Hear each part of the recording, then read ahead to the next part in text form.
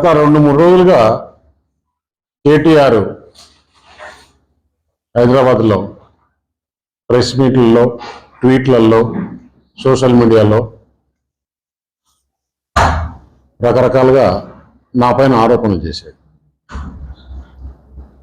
నేను కూడా ఏనుగు పోతుంటే కుక్కలు మురుగుతుంటాయిలే ఎందుకు అని వదిలేశా. కాకపోతే ఎక్కువ అయిపోయింది. అతను అన్నాడు 2 ఆరోపణలు. ఒకటి, తెలంగాణకి ఏదో లోన్ ఇప్పిస్తే దానికి నెక్సెస్గా నాకు వర్క్ ఇచ్చారు.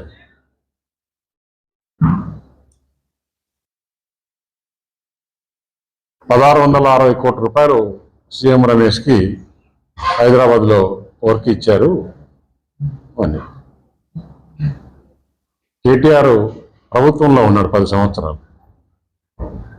₹1660 కోట్ల నామినేషన్లో వర్క్ ఇస్తారా ఇవ్వరా అనే నామ్స్ కూడా తెలియని అజ్ఞానే.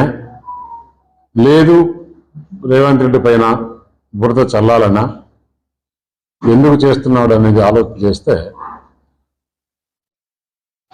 ఇంట్లో ఒక కుంపటి తయారయ్యింది. ఏదైతే జగన్మోహన్ రెడ్డికి వాళ్ళ సిస్టర్తో ఎలాంటి ఇబ్బందులు ఉన్నాయో ఇతనికి అలాంటి ఇబ్బందులు.